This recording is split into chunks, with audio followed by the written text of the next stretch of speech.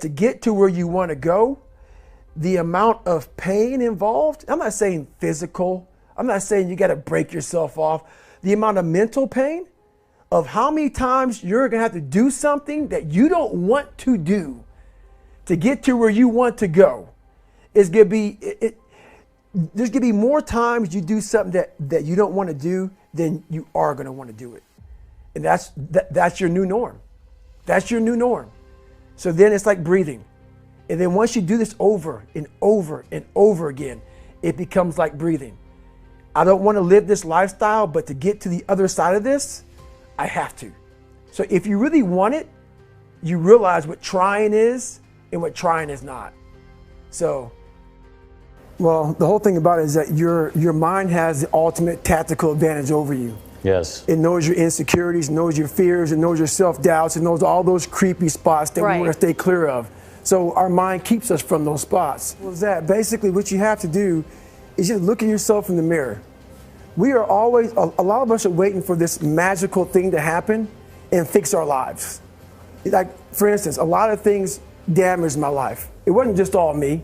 You know, it's your dad, it's your mom, it's your childhood, it's being bullied, it's so many things that we all have a story.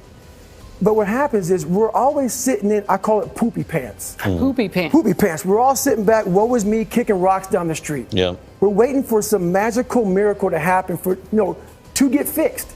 And that's not going to happen. And jump out of your comfort zone? You have to do that. You have to face all these things because they're not all yours to own. When I was 16, 17 years old, I went to this mirror, looked at myself in the mirror, and I saw a person that I wasn't proud of. Mm-hmm. You have to call yourself out. You wanted to be proud of yourself. I wanted to be proud of myself, but you have to call yourself out in a way that's not kind. Mm-hmm. We live in a very kind, gentle world. We have to find the right words for situations. You have to call yourself out for what it is and change the problem. You have to be real with yourself, real and raw with yourself to fix the problem. It's hard. The most important step we'll ever take in life is our next one. But a lot of us get our feet stuck in concrete. We get our feet stuck in concrete because we're afraid to make enemies. We're afraid to speak what's on our mind. We're afraid of being in that group of people. And when you walk away, we're afraid of what they might say behind your back. All that fear clouds your brain, clouds your thinking. One thing in life, you're going to always have haters. Embrace them. If you can walk on water, trust me, your haters will say you can walk on water because you can't swim. Learn one thing. Shut the noise out. Embrace the fact that people don't like you. It means you're doing something right. Stay hard. Stay in the fight. So what you have to do first is turn up this voice over here. The voice saying things to you that aren't nice. That it's in our head saying, you know what, man, dude, you're not doing shit. You're not and it's not putting yourself down. People take this the wrong way in this new society. I'm not saying to put yourself down.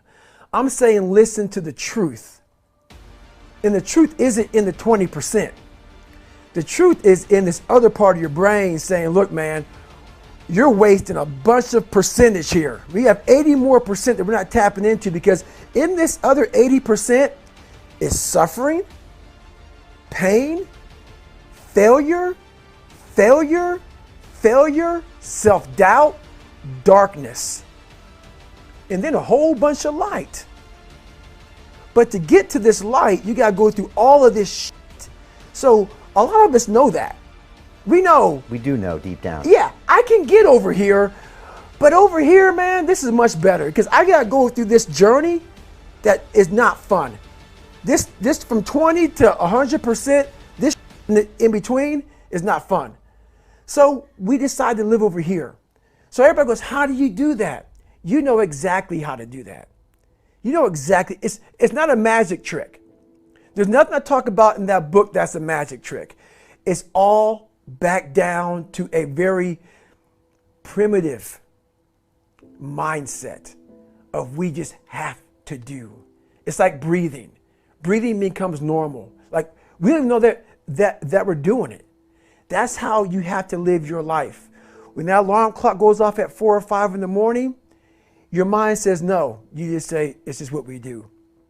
They say, oh, you throughout the day, your willpower, if you test it too many times, it gets weaker and weaker. And I actually don't believe that. I actually believe it gets stronger. Mine gets stronger. The more I hold the line, the stronger the hold is, the better the grip is. It's all together. It's all grouped together. When you wake up early and you get your workout in, you just stay on track. You're like, you know what? I'm not going to eat that food that I don't need right now. I'm not, it's so much easier. But the day when you're like, oh, I didn't work. I woke up late and I didn't get my workout done. And you know what? There's a donut. Right. And you break down. Yeah. So you want to use the discipline. Discipline enforces discipline. Yeah. More discipline makes more discipline. I think that when you stay strong, you get stronger. And when you break, like how often does this happen? Oh, I'll just have one bite of that donut. For me, every single time. And then you have that one bite of what happens? Yeah, that donut's getting crushed. Every single one bite, 10 bites, same thing. So that's what I'm saying. Stay strong. Hold your discipline in place.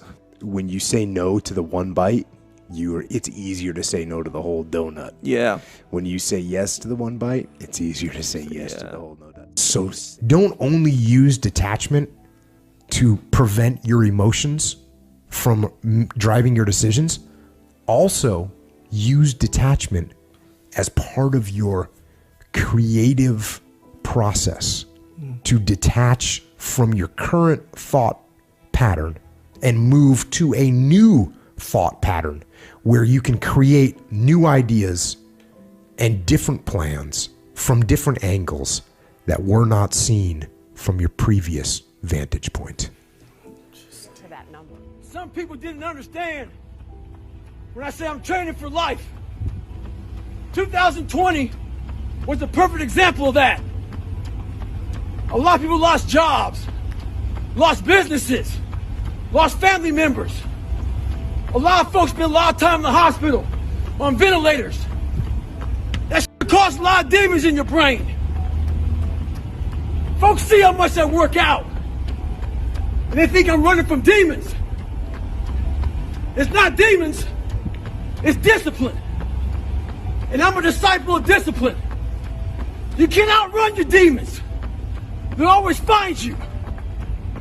Only way to beat them motherfuckers is look at them eye to eye and make them your bitch.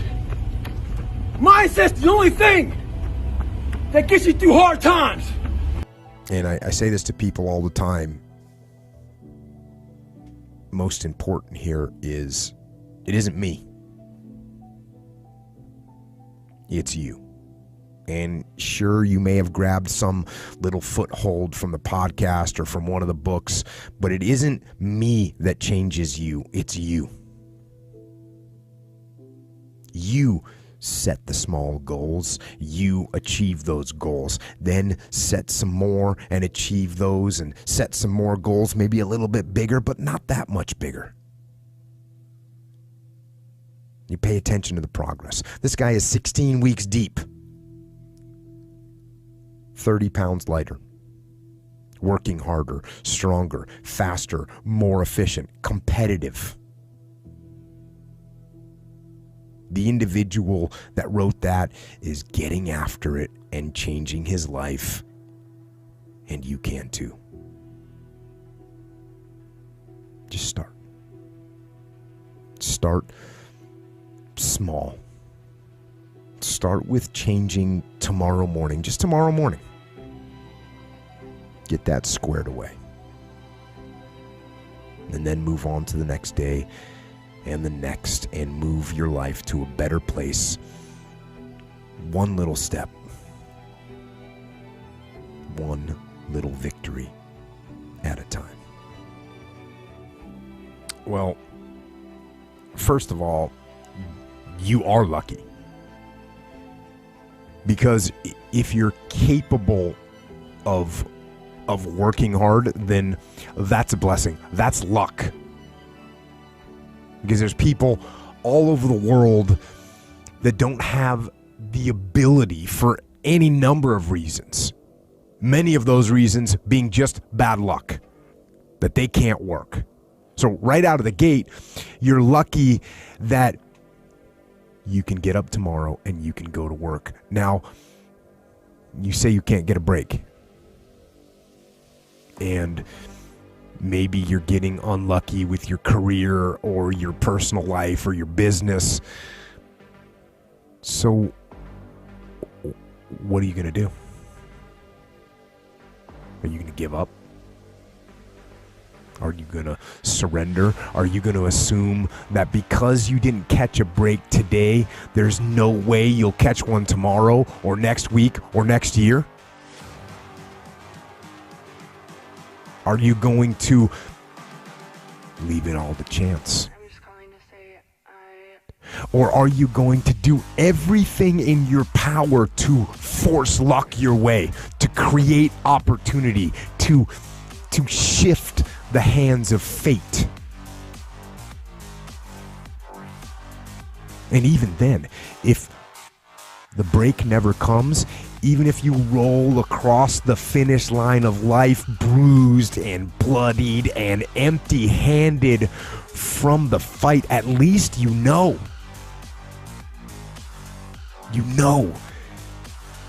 that you went after it as hard as you could. And you gave life everything you had. And you know, in the end, you might still be unlucky. That could happen. But I would much rather be an unlucky soul that fought until the end and died with my sword in my hand than an unlucky soul that submitted, bowed down, gave up, and surrendered. So stop waiting to get lucky. Stop waiting for a big break. Instead, be thankful. Truly thankful for what you do have. And go out there and fight and battle and brawl to make your own luck. It's hard to be comfortable with yourself, so it's very hard to be comfortable with other people. That's why I always stress with people, like, you've got to accept yourself for what you've done wrong. Do your best, and also find some difficult to do, because that gets away a lot of the anxiety that you carry around in your body. A lot of the, difficult things make regular life less difficult. And that sounds so simplistic, but particularly physically difficult things.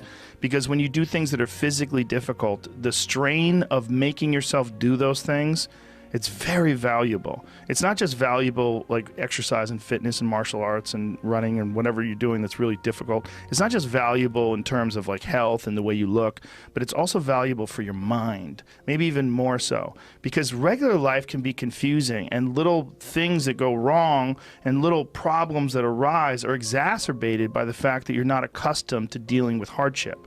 So creating your own whether it's through some brutal kettlebell exercise or running up hills or something, is extremely valuable for you also, not just accepting the nuanced perspectives of other people, but also being able to navigate through this world with some sort of an understanding of just how complex it all is and how weird it all is, and not be overly thrown off by every little dip in the road and pothole that you encounter.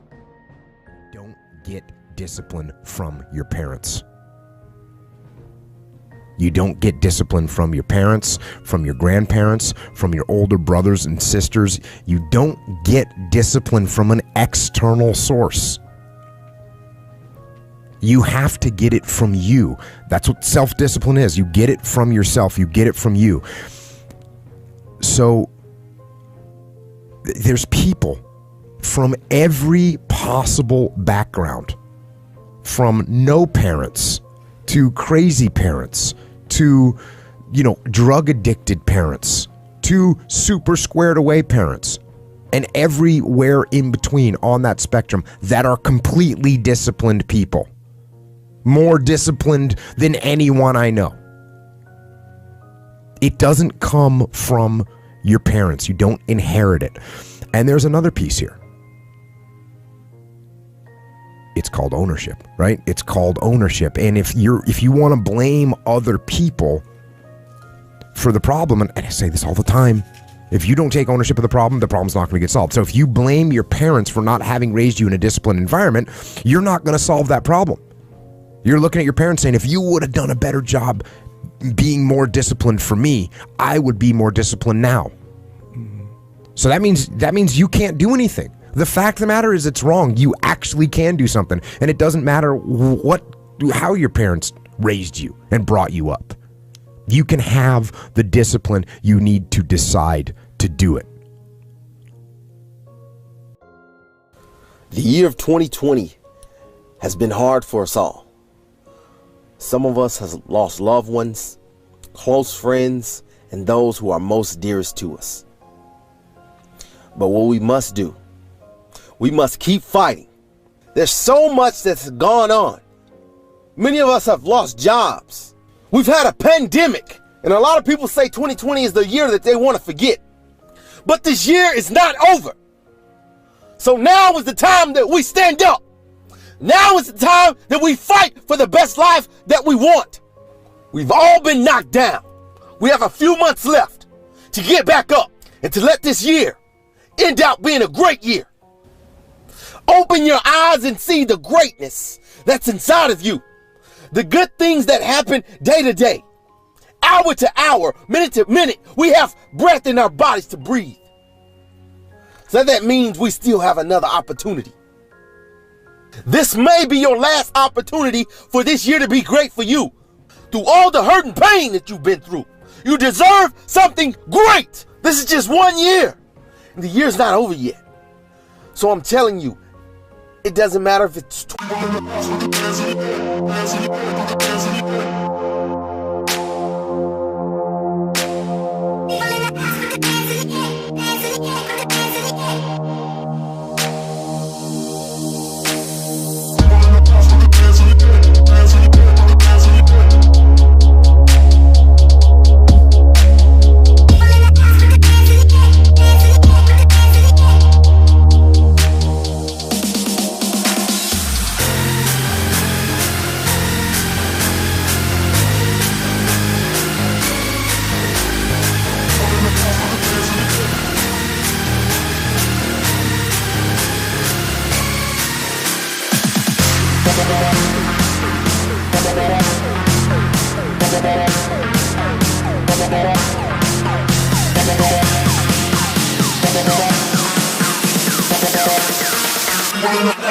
Thank you.